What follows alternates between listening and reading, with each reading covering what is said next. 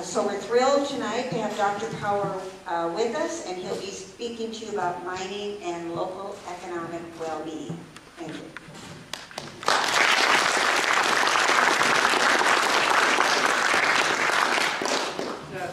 That is if the microphone works. It is working. I probably could shout that much anyways. Thank you for coming, and thanks to the organizations that have invited me here. As the title of my talk indicates, I'm not only going to be talking about the benefits associated with mining, but I'm also going to be talking about the costs associated with it. That often is a touchy subject if you talk about the costs associated with the way in which some people make a living for themselves and their families. It sounds like you're criticizing the life's work, the livelihood, the industry to which people have committed a big chunk of their life. The industry sounds like you're criticizing the industry that communities may have been built around. But I'm an economist. And from an economics point of view, discussing only benefits and not costs is simply irrational or illogical. Economics is about balancing benefits and costs. And if one's going to engage in an eyes wide open, straightforward business-like analysis of any particular economic proposal that has public policy implications, one has to look at both benefits and costs. That's a long introduction for starting with a couple slides.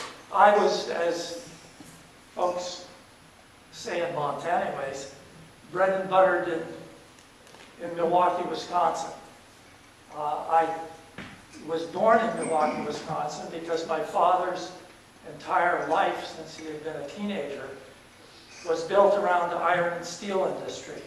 He paid his way through high school shoveling coke in the blast furnaces in the Pittsburgh area. He moved to Milwaukee to assist electric steel casting and other foundries in their use of the iron ore that came from Minnesota's Iron Range and was shipped on the Great Lakes down to Milwaukee. We lived in Bayview, across from the school I went to, the grade school I went to, and the church I attended was a whole line of small steel worker, iron workers' houses. Bayview was established. The neighborhood in Milwaukee that I grew up was established around the processing of the iron ore that was dug out of the ground here. This somewhat predates me, but it's about 4 blocks from where I grew up was a iron mill. The slag was just dumped into Lake Michigan, which may sound horrible to you tree huggers in the group, but as a kid, it was great because as the waves from Lake Michigan plowed into the slag that had been dumped into the lake, incredibly complex caves and tunnels were created that we could go exploring as kids without ever, of course, telling our parents what we were doing. For the first 18 years of my life, going the opposite direction instead of towards the lake, away from the lake, I went to sleep every night to the soft but persistent thump of the Milwaukee drop forge that was just 3 blocks from our house. So I grew up in an iron and steel family.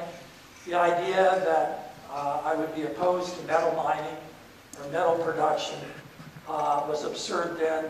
It's absurd now.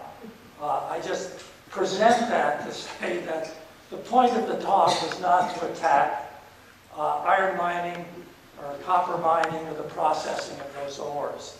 I'm an economist, and so I want to talk about something other than just benefits. We all know what the benefits are. That's very straightforward. The promise that mining makes, that to some people they think renders it non-controversial. I ask why the controversy over new mining? If all there were benefits, then it would be absurd. It would be stupid to be worried about mining. So either all of us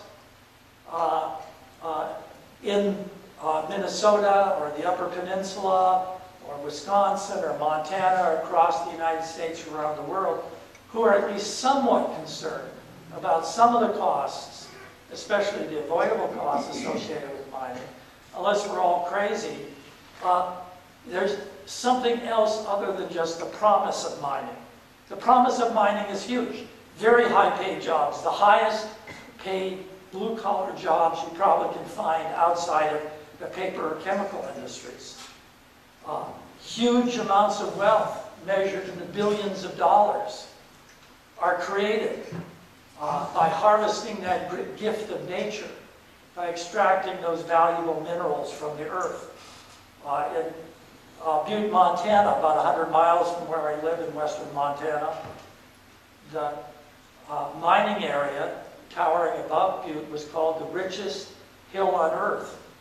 And Montana's nickname, this is a sign of the change in times, was originally the treasure state because of the treasure that was being extracted from the ground.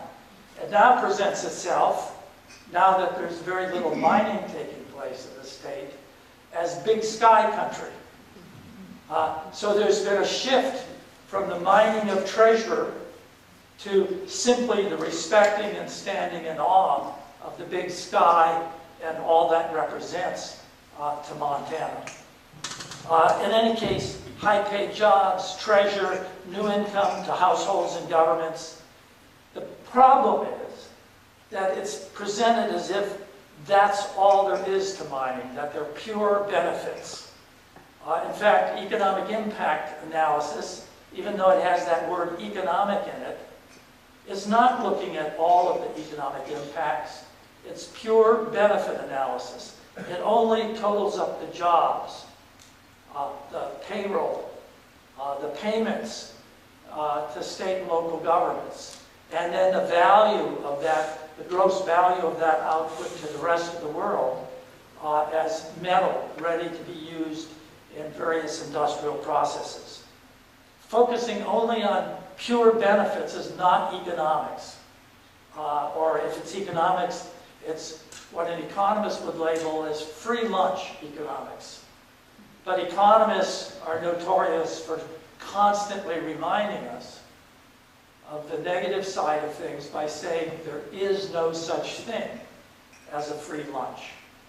And so that sort of approach, even though it includes the name economic as an economic impact analysis, is not economic analysis, or it's free lunch economic analysis. Real economic analysis looks at both costs and benefits and faces the difficulties associated with any real economic choice, which involves weighing benefits, comparing them to the costs, looking at the trade-offs, and trying to decide whether there are real net benefits associated with proceeding with whatever the project is, whether it's copper mining or iron mining. Now, that's not some subversive doctrine. That's the way any business person, any rational household looks at any real economic decision. Mining companies don't develop every metal deposit that they discover. At least since the early or mid-1970s, the state of Minnesota has been well aware of the fact that there are substantial copper ore deposits in Minnesota. It was back then when copper prices, adjusted for inflation, were at about the same level they are now. And copper companies were knocking at the door in Minnesota, eager to develop those copper sulfide ore deposits. They were so eager, and it seemed so imminent, that the state of Minnesota spent the equivalent of what now would be $3 million in an extensive study of the costs and benefits associated with developing those sulfide copper ores. With prices as high as they were in 1976, that seemed a foregone conclusion. Of course, none of those copper ores were ever developed. No mines were built. That wasn't because of powerful environmental groups. It wasn't because of oppositional state government. It was because copper ore prices fell. And the copper companies walked away from those huge copper deposits. They walked away from them because the cost of extracting that ore far exceeded the value of the ore once it was pulled out of the mine and processed into metal. They did the benefit-cost analysis, and the cost told them the rational economic thing to do was leave those minerals in the ground. And they did. What bothers me as an economist is that we as citizens are told that although it's rational for the mining companies to weigh costs and benefits, it's irrational or obstructionist for citizens and the state and local government in Minnesota to do the same thing from a public interest point of view. Look at the benefits, those are well known, but also look at the costs. And the principle is the same as that guiding mining companies. If the costs overwhelm the benefits, if the public costs and public benefits don't justify incurring the costs, walk away, leave the mineral resource in the grounds. That's not economically irrational. That's not obstructionist. That's not green tree hugging. That's straightforward, business-like, rational behavior. And so I think it's extremely important to look at those costs, for the public to look at those costs, for local governments to look at those costs, and then make a rational decision. Now, one could say, well, what, you must be paranoid. Why do you think that there's substantial costs, or costs enough that they're worth looking at? And I would say, of all people in Minnesota should know, or people in the Upper Peninsula, or people in western Montana, or people in the copper towns of Arizona, or New Mexico, or Utah, are in a position to know why we should look at the costs. Because the costs have been quite high. If we look back at the past economic impacts of mining, not only in the United States, but around the world, we find something startling, and that's what got me involved. I was a young economist in 1968, settling down at the University of Montana, not the University of Minnesota. Did I say yes. Minnesota? Much more prestigious institution, Minnesota, but that's not where it was. Settling down in the state of Montana, in western Montana, a mining state, where the Anaconda Company was still king, still owned all the newspapers in the state, still bought who was going to run for public office and who wasn't. And one of my jobs was to teach a course on the Montana economy and the western economic states. And so I started looking at economy, and we're just downstream, 100 miles downstream, but just downstream on the Clark Fork River from Butte. And so it was easy enough to take my students to Butte to take a look at this dominant industry in western Montana. And one of the first things that struck them and myself was, despite the treasure state, despite the mine being labeled the richest hill on earth,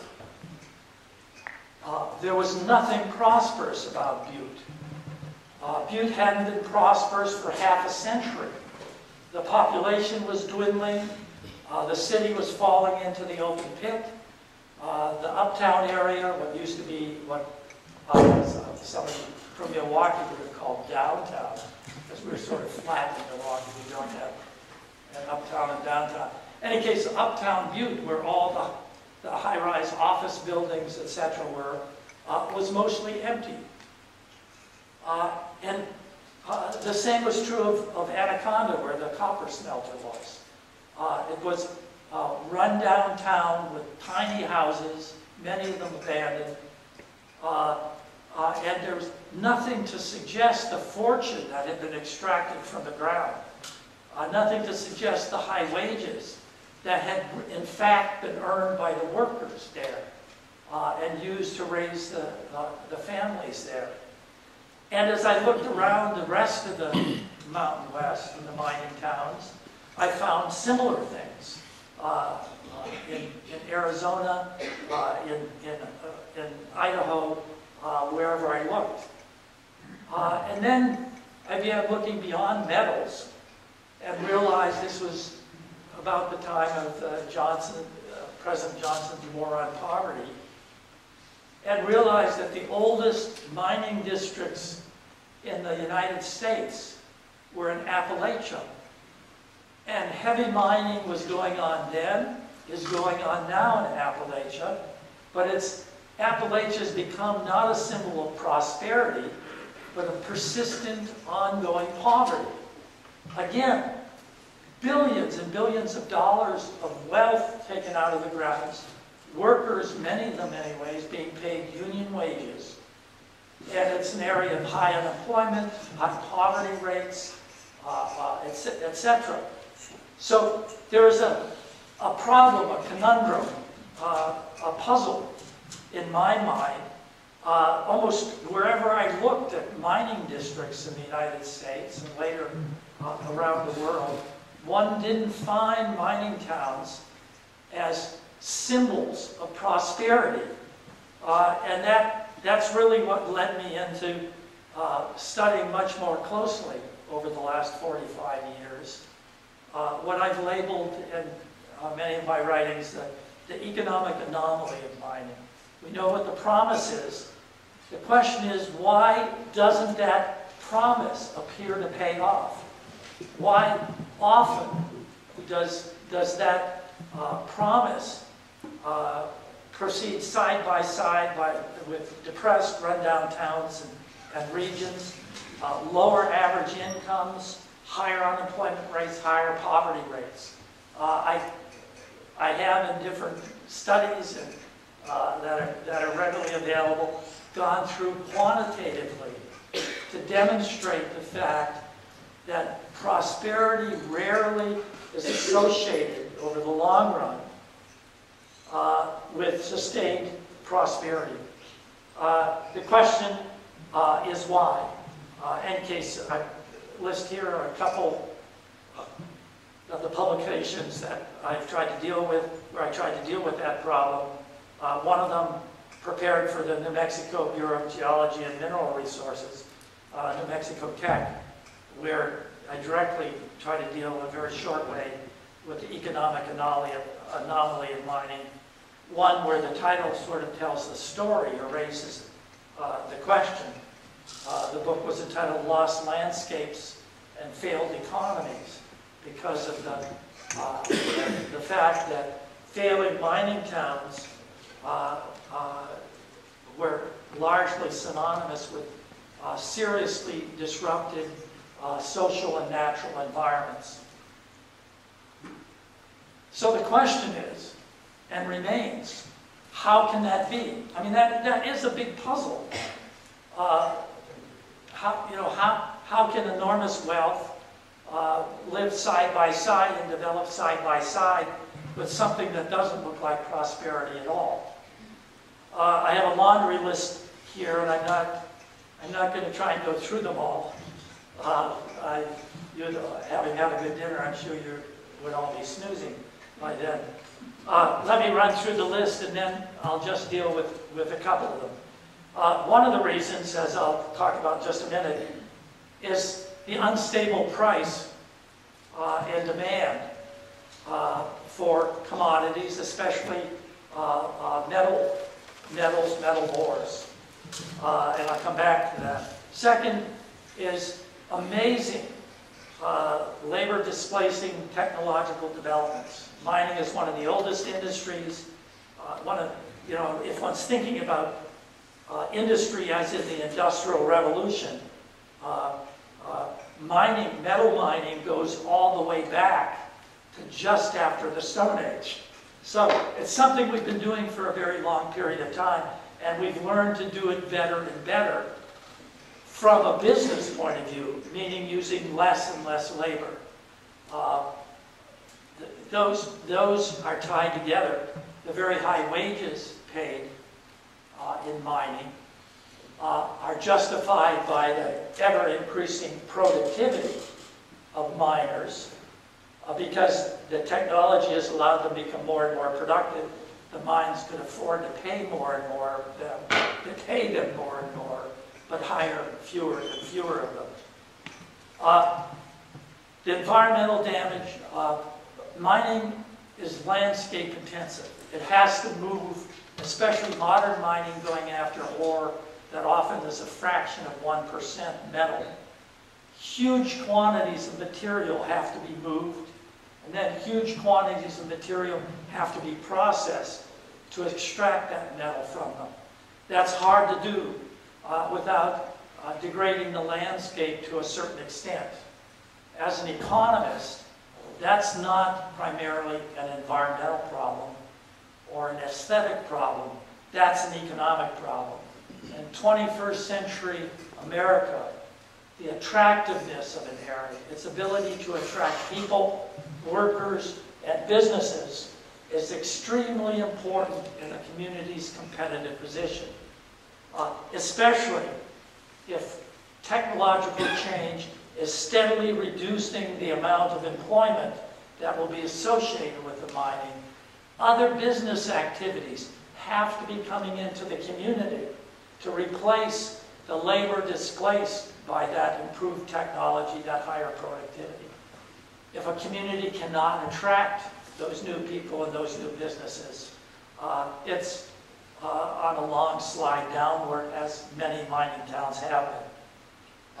In rural areas where most mining takes place, there's limited connections between the mine and even its workforce and the immediate local community. The wealth that's created leaks rapidly out of the community. The wages that are paid get dispersed to larger urban areas that supply the mines, that provide the provisions that mining families need. And so a lot of the value doesn't stay locally, but is dissipated.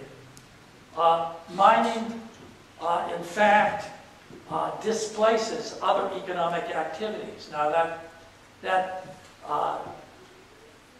part of that is straightforward in the sense that given the landscape-intensive character of the environmental problems associated with mining in the past, it shouldn't be just surprising that outdoor recreation activities, the visitor economy, tourism, etc., might be displaced. It's certainly true that you can't engage in all economic activities at the same place at the same time. Some economic activities are incompatible with each other.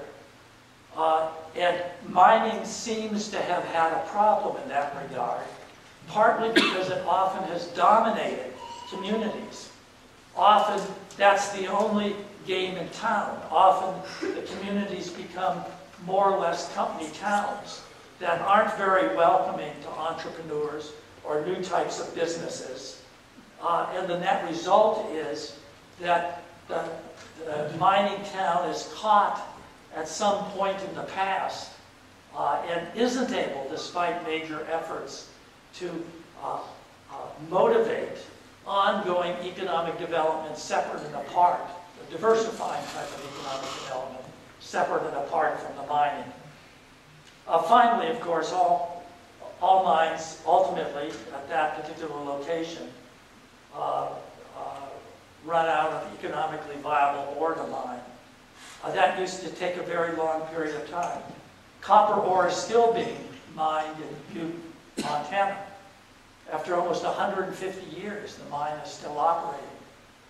On the other hand, the Flambeau mine in Wisconsin operated for 4 years. The Copperwood mine proposed for Gojeba County in the Upper Peninsula along the shores of Lake Superior is expected to last 13 years. So that the life of mines has been shrinking relative to the past, and part of that's understandable given the incredible capital-intensive investments that have to be made ahead of time in modern mines before a pound or a ton of ore is actually mined. That huge capital investment leads investors to expect a return relatively quickly of at least part of that investment. But let me just focus on primarily on the first two of those. Oh yeah. On this squiggly, my students just love these squiggly lines. This is just the price of copper adjusted for inflation, starting all the way back at the beginning of the 20th century. And what's circled in red here is 1974, when, the dashed line here is just marking that 1974 level of the real price of copper. That's when sulfide copper mining almost got underway in Minnesota 40 years ago. Almost. Why do I say almost? Well, not soon after it reached its peak, as almost by definition a peak implies, the price of copper began to decline and decline and decline for a very long period of time. And the copper industry, seeing that, simply walked away and left the metal in the ground. The price of copper, as we all know, has bounced back up. Bounced is a good word. Bounce, bounce, bounce.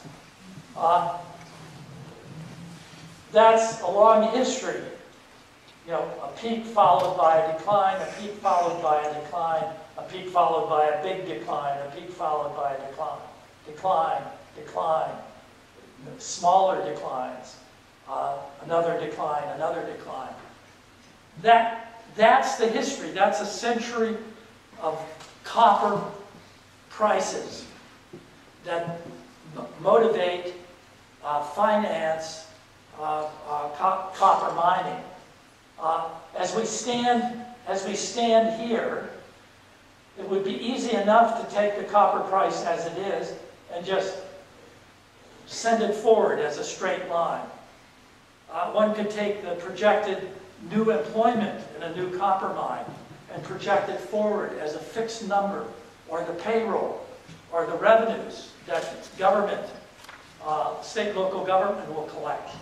It's possible to simply ignore this history of instability, and with that history of instability and price goes a history of the instability of production of copper and a history of the instability in employment in the copper industry, as we'll see in a minute. This instability and the financial incentive and the financial rewards for mining has led to instability in the communities that depend on mining. It has led to fluctuating employment, fluctuating payrolls, fluctuating spending in the mining towns, fluctuating payments to state and local governments, which yields a level of uncertainty that makes it very difficult for small businesses, even for households, to make investments in their housing. Most modern miners don't live near the mine, both because of the environmental damage and because of what happens if the price of copper tumbles down.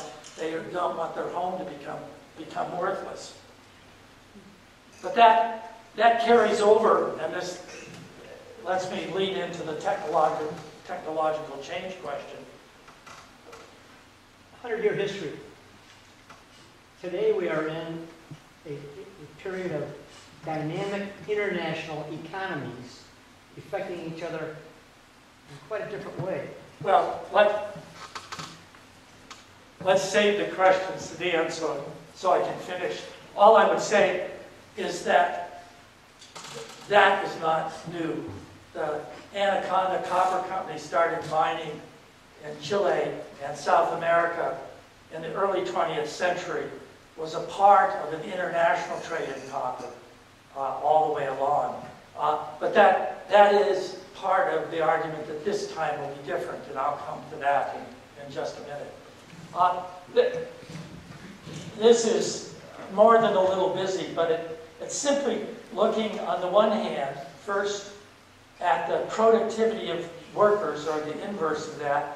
How many workers did it take to produce 1,000 tons of copper per year in 1974 compared to 2003? It took 35 workers in 1974.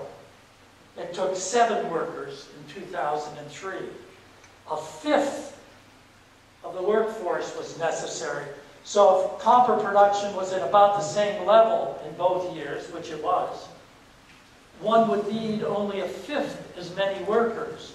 And strangely enough, this is just looking at Arizona because I happen to be working on 2 copper mines in Arizona right now, that in Arizona the number of jobs in copper ore mining and processing fell from 28,000 jobs to about 6,000 jobs. Again, with the 5-fold increase, we have a decline by 4/5 in the number of people employed in the industry. Now, the reason for emphasizing that is that there's no reason to believe technological change has come to an end. One of the mines I'm working on in Arizona is that heavily automated, is planned to be a heavily automated mine with almost no one working underground. So new engineering genius is being brought to bear. New amazing engineering and technical feats are being carried out deep underground to pursue this ore. But the impact has been a steady decline in the number of workers needed. Now there's an important warning there. Most of us are familiar with what's been going on in our agricultural regions, from Iowa stretching out over the Great Plains into Montana. As technological change has proceeded, we need fewer and fewer workers to raise the grain or to raise the cattle. And the net result has been fewer and fewer jobs available in rural areas and an ongoing decline in most small rural towns, especially in eastern Montana across the Great Plains. If one counts only on the industry of the past, which has benefited tremendously from technological change and cannot recruit new non-agricultural, non-mining businesses to locate in your area, you face a long downward slide, whether it's in agriculture, in timber harvesting, in mining, in any other industry. That's not a criticism. This is an amazing feat, the incredible productivity of these miners and the technological sophistication of the mining companies. That's a good thing. That rise in productivity is what justifies the wages that miners get, that justify increased levels of income. most households. This is just looking at changes in employment in U.S. copper mining across the country going back to 1972, with total jobs tumbling down so that in the early 21st century, 80% of those jobs had been lost. There's been a bounce back recently, partly because of higher copper prices, but we're still haven't recovered 70% of those jobs, and I don't know of any economist or mining advocates that thinks we ever will. If we look at metal mining employment in Minnesota, the picture is similar. Metal mining employment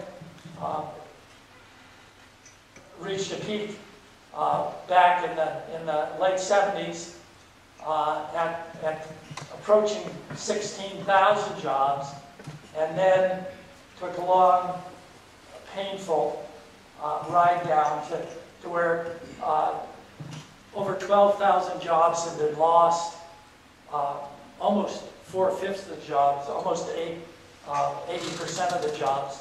I'm not sure whether this number is correct or not, for the simple reason that the metal mining industries in the United States have reached such a low point in terms of total employment compared to the overall economy that starting in 2000, regularly published federal statistics on employment do not report metal mining on a regular basis. They report oil and gas production, exploration, and development, and then lump all other mining together. So this number is estimated on the basis of what the connection between mining and metal mining in Minnesota was for the previous 40 years. If we look just at St. Louis County, which we're still in, but just barely, the pattern is similar, and of course St. Louis County was the source of most of the metal mining and metal mining employment in Minnesota. Same sort of thing, steep and then little recovery and then painful ongoing decline. And one doesn't see a tremendous uptick, so that's why I suspect the sizable uptick the previous graph showed is incorrect. But 3/4 of the jobs, 9,500 of the jobs lost. Now, the point of that is just to point out what our history has been. And it doesn't matter if we look at Minnesota or Montana or Arizona. We can look at Appalachia. We can look at any mining area and find a similar pattern. And we have to be aware of that as we look forward. You know, how stable will the employment be? How stable will the tax payments be? How stable will the payroll be? This graph simply tries to put in context what St. Louis County and the state of Minnesota went through in the late 70s and early 80s. You can see the drop, and this is now total jobs. So the previous graph was just mining jobs in St. Louis County. Now we're looking at all jobs, and we can see the impact on total employment in St. Louis County. That represented about 17,000 jobs lost, so significantly higher than the number of mining jobs lost. There was a multiplier impact. 17,000 jobs lost. It may look, and notice that we can't directly compare these. The St. Louis jobs are over on this axis, and the Minnesota jobs are over on this axis. This is in the tens of thousands. This is in millions plus. So it looks like it did a more modest impact on the Minnesota economy, but that represented the loss of 29,000 jobs. That was not a small impact. It just looks small because there's so many more jobs in the total Minnesota economy. What's interesting is not only the decline showing that there was a very real and significant impact. But then the fairly rapid recovery to a growth trend. A growth trend that stretched until the Great Recession hit. St. Louis County, between here and the Great Recession, after losing 17,000 jobs, added 228,000 jobs. 13 times the number of jobs that were lost as a result of the collapse of the iron ore mining industry. Minnesota, between the end of that collapse and the beginning of the Great Recession, gained 1.3 million jobs. 45 times the loss associated with the decline here, associated with the loss of the metal mining jobs. The point is that there's something else driving both the St. Louis County economy and the Minnesota economy other than mining. There's forces afoot in the service industries, high-tech business technology industries, and a broad range of different industries that allowed these economies to recover despite the painful decline in jobs in metal mining. That's just all I'm trying to emphasize here is that we have to set next to the spectacular benefits associated with mining. We have to go beyond that and look at the costs. And I talked about this before. Mining companies do it. Governments should do it. Households should do it. Local governments should do it. We should weigh both the benefits and the costs. That means carefully and critically looking at what we expect the monetary consequences to be, taking into account the fluctuations, the instability, the impact of technological change. Carefully and critically evaluating what impacts are going to be felt in the non-market economy, in the social environment, in the natural environment, the impacts on environmental quality, etc. It means we should be looking at that critically enough, knowing what those impacts are going to be, so that we can talk about mitigating the costs, trying to offset some of the costs, avoid some of the costs completely, and ask whether there's public policies that can increase the benefits to the public. And finally, after we've done that, looked at the costs as well as the benefits, projected what the time trend in terms of instability and decline is likely to be, taken a look at the non-market impacts and what we can do in public policy to increase the benefits, reduce the costs, finally make an informed judgment, an eyes wide open, business-like judgment, just like the mining companies do, about whether, in fact, we think that the benefits justify the remaining unavoidable costs. Now, one can say, well, the world has changed. We have much stricter environmental laws now. We don't allow pollution now. Well, studies up to the present don't indicate that. Studies of all of the environmental impact statements done in recent years over the last quarter century or more of mining projects don't indicate that those mines in general meet even the standards that existed at that time. And that's not because the mining companies necessarily did something wrong. It's because we don't know until we mine exactly what the chemical content of the ore and the surrounding rock is going to be. Acid mine drainage is a very complicated process. It's not only a chemical process, but it's a biological process. The way it interacts with water and air, and what the characteristics of waste piles and settling ponds and the ultimately abandoned mine are going to be are very hard to project. If people are arguing primarily we shouldn't look at the past, I think the burden of proof is on them to indicate why, specifically, and in some detail, things are going to be different.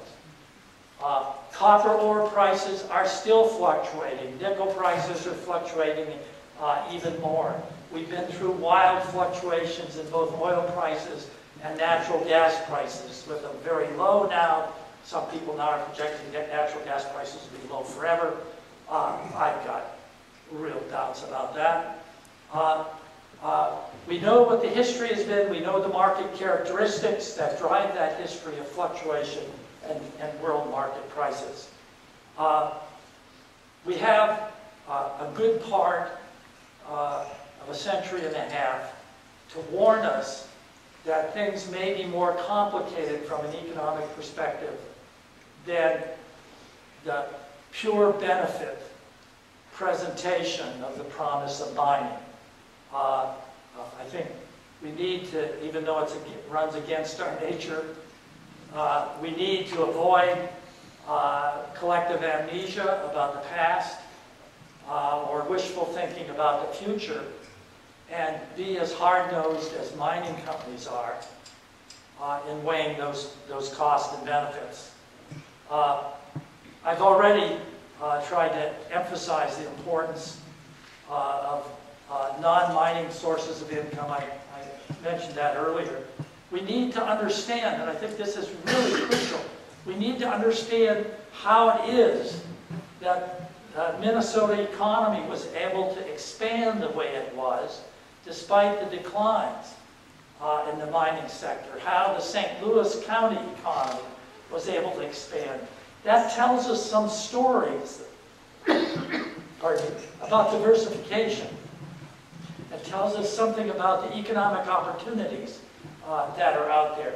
We need to put new copper mining in that context of a dynamic growing economy.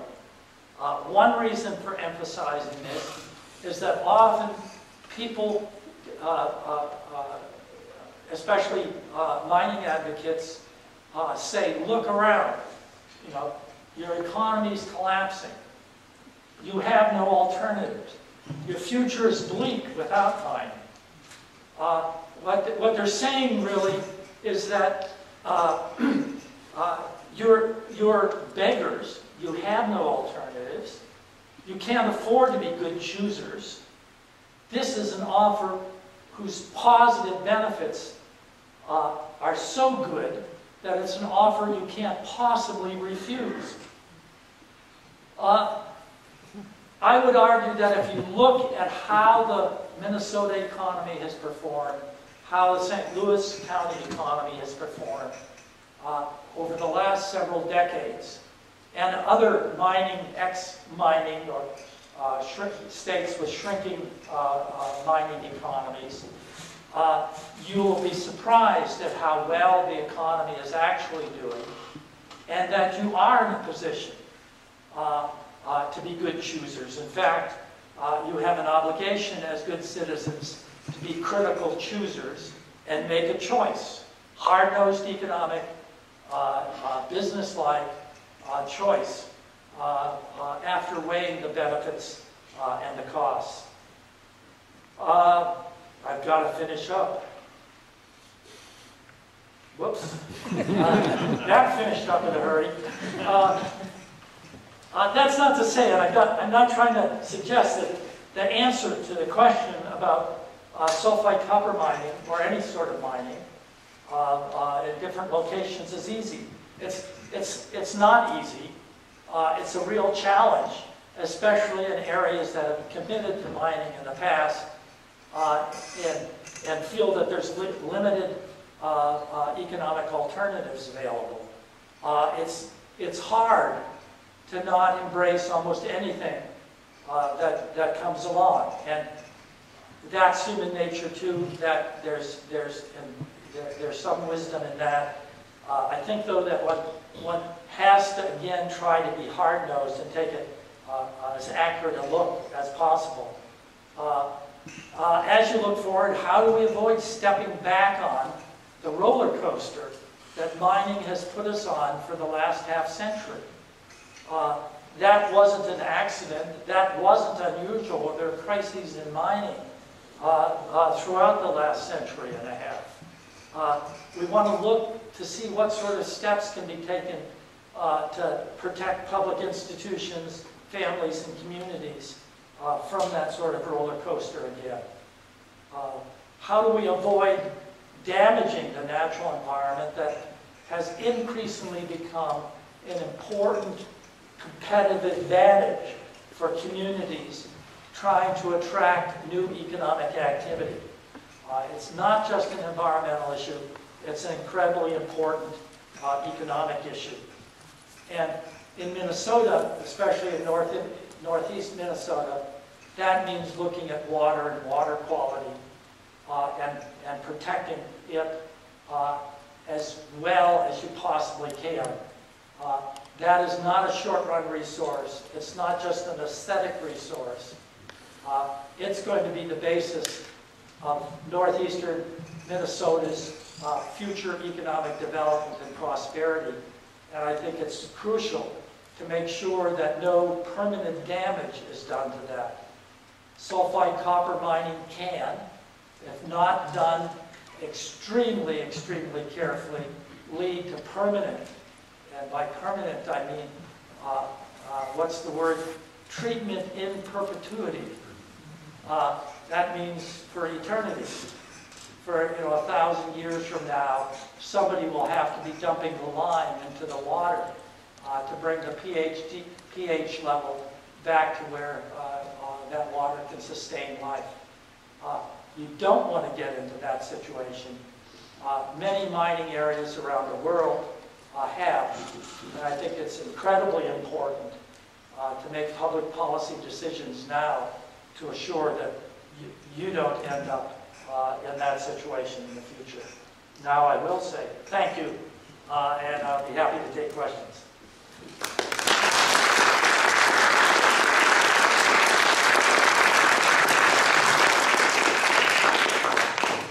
Free for all. Yeah. The situation that we face here is that the Forest Service and the DNR and all of the environmental-oriented safeguards, the mining company has to pass their requirements, has to meet their regulations, and that's appropriate. But who's doing this larger economic balancing act of looking at both pieces? Well, I think that should be what part of the whole environmental review is. Typically, an environmental impact statement is supposed to be looking at socioeconomic impacts. It's supposed to be trying to estimate both what's gained and what might be lost. Unfortunately, often that socioeconomic impact analysis is farmed out to somebody running a pre-programmed model that just drops in the numbers. The model's pre-programmed to only list the benefits. That's the economic impact analysis. So that's a matter of people, the public, speaking up, trying to convince the agencies doing this analysis, trying ultimately to convince the courts that this is serious business, that the economic impacts, the socioeconomic analysis is a required part of the environmental review. We ought to get it right. Often it's treated in a very perfunctory way on the grounds that the benefits are so huge that there's no reason to look closely at it. What I'm trying to say is that there's good reason to look closely at them. I'm saying it's your job. Another question? Come on. Yeah. A long time ago, I did visit Butte, Montana. I didn't know that there was still mining there.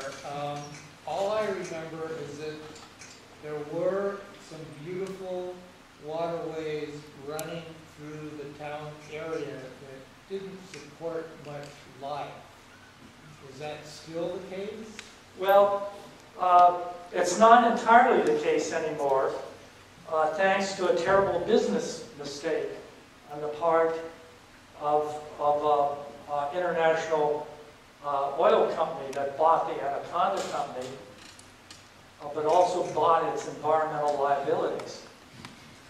And so we've spent now close to $2 billion, well, I guess it's closer to $1.5 billion, trying to clean up Silverbow Creek, and then, which is the headwaters of the Clark Fork River.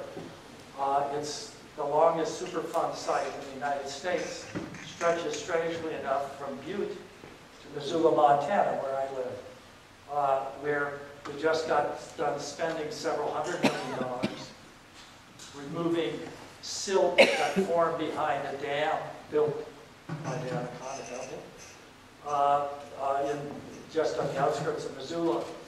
And sediment from the mining and the smelting had settled in there, so that arsenic and other heavy metals were showing up in people's water wells. And so the dam has been removed. All of the sediment, 3 years worth of carrying sediment away, and sent it back to Anaconda, and they were not happy. Now Missoula sent back a present. What do you mean, send it back? They piled it in the old settling ponds located below the old smelter. So the sediment was carried at cost of hundreds of millions of dollars. The story is very strange, because the guy who bought the mining operations without the liability, leaving the liability to the oil company, has continued. The group is called Montana Resources Incorporated. Has continued to mine. He also owns Montana Railway, which is the railroad that's been carrying the sediment back to the but we're still spending hundreds of millions of dollars. I mean, one of the reasons Butte is as prosperous as it may be is that it's the center of the largest Superfund operation and one of the longest Superfund operations ever undertaken. 100 miles of river to be cleaned up. Taxpayer money? No. It's coming from the oil company that was stupid enough to buy the Anaconda company and its environmental liabilities. So we've been able to, we have plenty of mines in Montana that the Montana taxpayers, are remediating or reclaiming. But this was not one. This one was where things were done right. But you're right, there were no fish, there weren't even insects in the Silverbow Creek. But that is slowly changing as gargantuan reclamation project has been underway. I don't know if you looked at the pit, whether you looked in the pit or not. I do remember, I think, a large dammed area that is kind of... Oh, the pit is just spectacular. It has ultramarine colored water. Just glimmers like a sapphire. Unfortunately, it's deadly acidic. Birds die within a minute if they land in it. It just starts dissolving them. Still there? Yeah, it's still there. And it keeps increasing. We don't know what we're going to do with it. So it's going to reach a level where the wastewater will spill into the groundwater, at which point it will have to be pumped somewhere or have to be treated in perpetuity somehow. So we haven't solved the problem yet. Yeah. How do you find politicians who are involved with the mining issue? How receptive are they to your newfangled ideas? Well, as long as it stays focused on business-like logic, they're quite open. They're interested. Montana had, for instance, tried and stabilize the revenue from coal mining, and that became our big industry after metal mining more or less collapsed. putting half of the state taxes from coal production into a trust fund that takes 3/4 of the legislature to raise, so it's never been raised, and only live off the interest, so that the state budget doesn't rely directly on the level of coal mining. The state is not directly dependent every year to balancing the budget on the basis of how much coal is mined, requiring financial assurance, real financial assurance, with real money, not the stock of a subsidiary company that goes out of business, but real money, and every 2 years having engineers reevaluate whether the financial assurance is large enough to cover whatever the perceived growing environmental problems are going to be. Looking at the stability, that is important. For instance, state budgets that are overly dependent on mineral revenues that fluctuate with the market leaves bond rating agencies more nervous, and their bonds tend to be downgraded. That gets the attention of politicians. So I think a lot of this makes sense when it's left at the economic level. I think where things change is how concerned one is about the environmental damage, or the risk or threat of environmental damage. That is more still of a live wire that many politicians are afraid to deal with. We had a Democratic governor who did a good job. You may see him as a senator. He's a friend of mine, and a great actor, but he stole the mining issue from the Republicans by becoming an advocate for coal mining, but not the old dirty coal mining, but the new clean coal mining, which didn't exist yet, so that he could be terrifically in favor of coal mining. That wasn't possible at this point. And so he was able to put together the environmental issues and the economic issues, saying, if you can do it cleanly, not like you did it in the past, but if you can do it cleanly, I'm enthusiastically in favor of it. I'm your advocate. Whether that's good politics or not, I don't know. It played well for him. Yeah.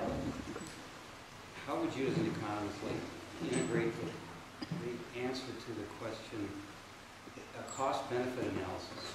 You always do a cost-benefit analysis, and especially if you're like from the Chicago School or Vienna School of Economics, which are very capitalistic and freedom reigns, and asking the question, and they generally, especially those in schools, don't go beyond as far as a cost analysis of maximum regional and usually local, never global, very seldom global, and then integrate that into the MIMBY, not in my backyard. When we all use copper, in this instance let's talk about copper, we all use it, how do you come to even an answer to that question, that combined question? Well, I think you're right that traditional benefit cost analysis has focused only on market costs and market benefits. Corps of Engineers years ago went way out on the limb and started including recreational benefits, even if it wasn't commercial recreation. I think that's changed, not for Austrian economists or the Chicago School, but the vast majority of economists now accept non-market costs and benefits in the sense that and I'm just using environment as an example, that environmental damage is a real cost that affects welfare. They don't integrate it globally. Okay, I think I think that in some ways NIMBY has gotten a bad rap. I remember, for a 73-year-old, I remember as closely as I can the first George Bush going to one of the World Environmental Conferences in Rio de Janeiro. And the day he was going to give his talk, the New York Times ran some satellite photos of timber harvest in the Pacific Northwest, showing how Forest Service land had scalped the mountains. And George H.W. Bush was in Rio de Janeiro trying to save the rainforest. Now, if you don't act where you live and aren't willing to face costs, financial, commercial costs, to protect where you live, you stand no chance at all talking to the rest of the world about what they should do. That's one of our problems in trying to talk, and I don't want to get in the global warming debate, but trying to talk to India or China about global warming when we aren't willing to face $1 worth of cost to do anything about it. You can't talk to them. You have to show that you put your money where your mouth is. Then you stand some chance to talk and to deal with people. You have to show that you're serious. And so, to me, for George H.W. Bush to be supporting a Forest Service that was scalping our rainforest in the Pacific Northwest while trying to tell barely developed Brazil to stop harvesting trees, that's a no-brainer. You can't get anywhere from there. So I think, I don't want to boil it down that, think globally, act locally, but that's part of the game, I think. That's an important part of moral responsibility, a source of political power, a source of being convincing on the international stage. I think the Europeans have done a much better job, put them in a position to be talking to the developed world than the United States has. We also can act to deal, in some areas we are, to try and deal with, for instance, not recycling copper. Unfortunately, we primarily rely on crooks to recycle our copper. Even more unfortunately, they often go into new homes and recycle it. And their hands are occupied. We should be able to be a little smarter than that, given the value of the metal. But let me leave it there. Yeah. Your model is an elegant model. I lived in Alaska during the building of the Trans-Alaska Pipeline and had reason to go back just a few years ago. And 30 years plus back, the promise that was made to the state has only enriched a very, very few at the top of the food chain, and the rest of the economies, especially in the rural areas and the villages, continue to lag as badly as it had in the 60s. My question, though, is, have you considered, and who is considering, potential tax offsets of the sort of property taxes on the railroad maybe that's going to be built, other types of tax mitigation measures that can flow back into the community and directly back into the county? I mean, that was one of the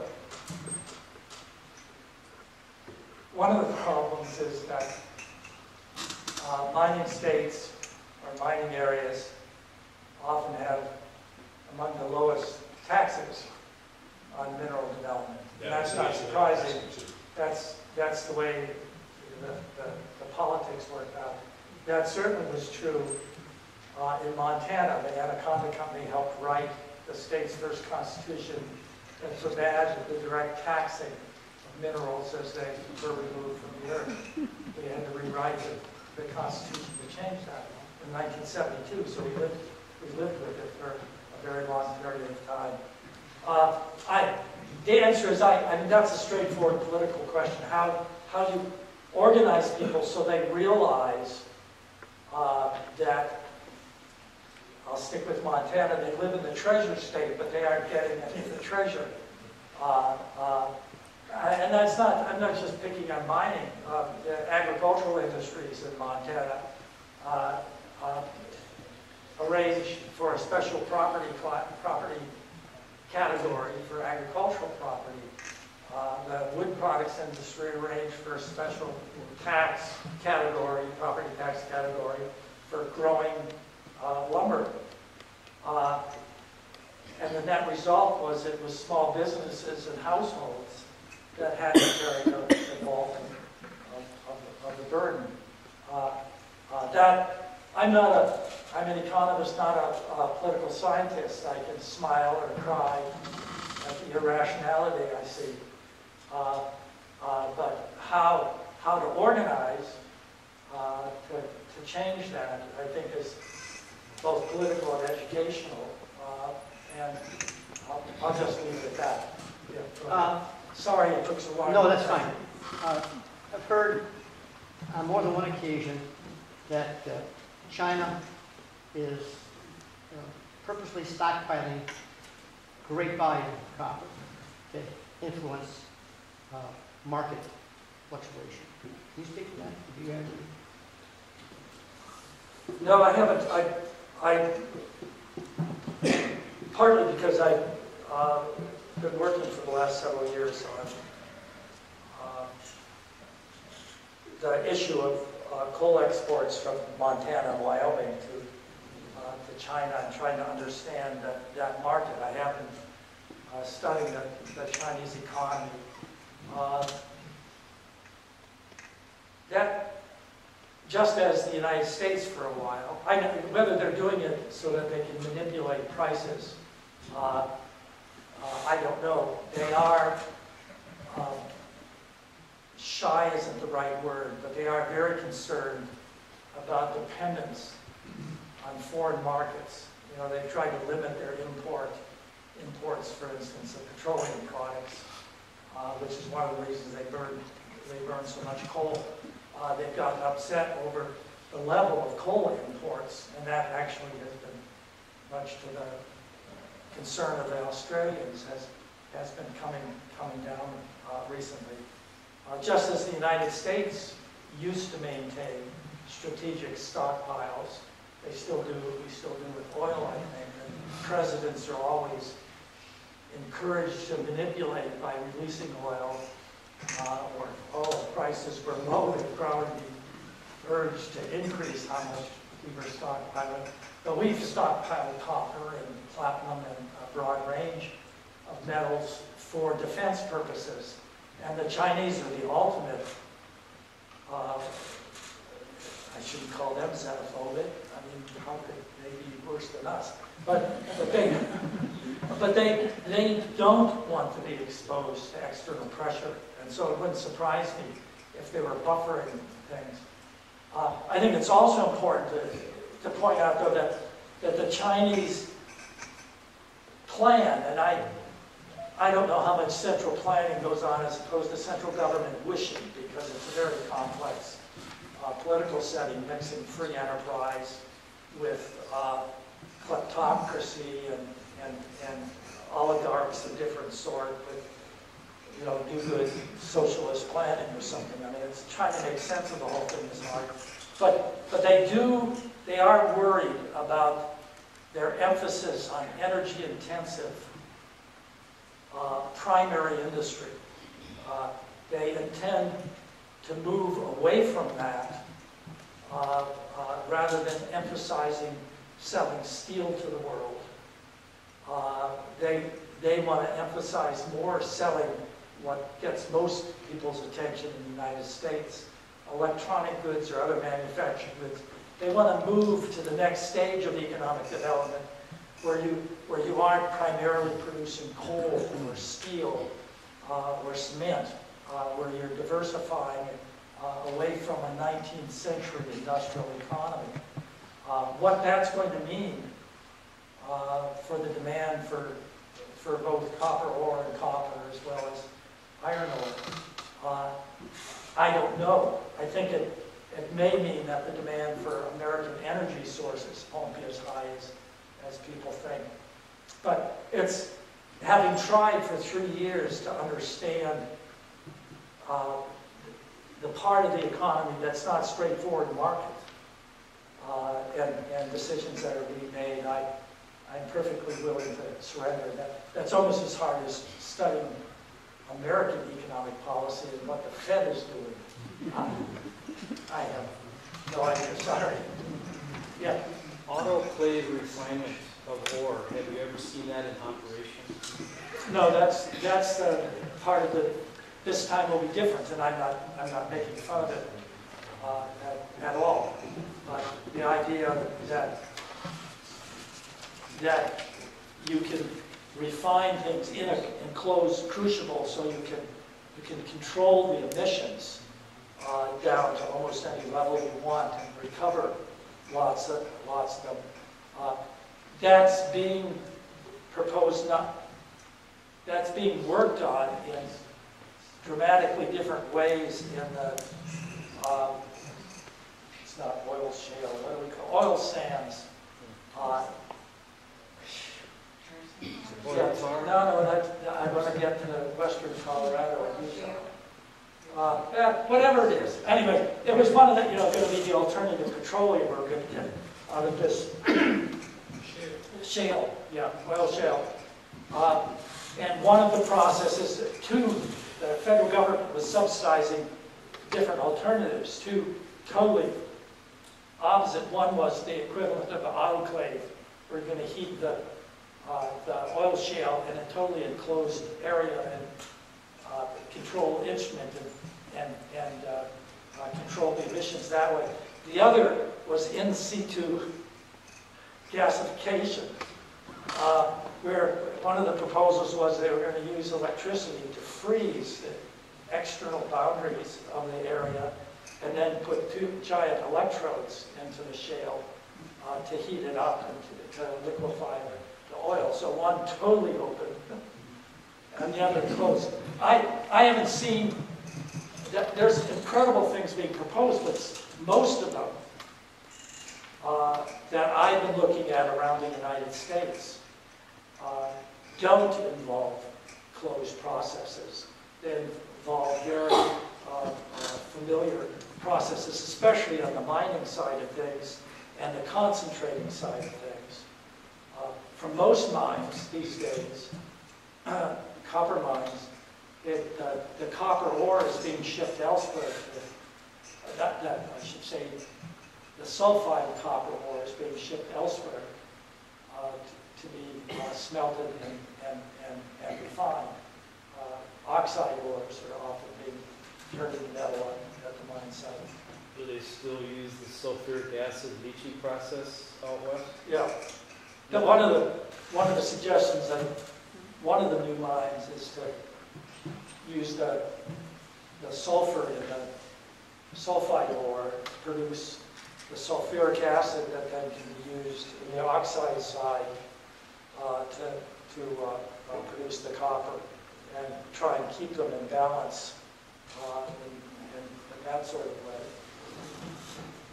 Thank you. Okay, should we call it quits? Yeah.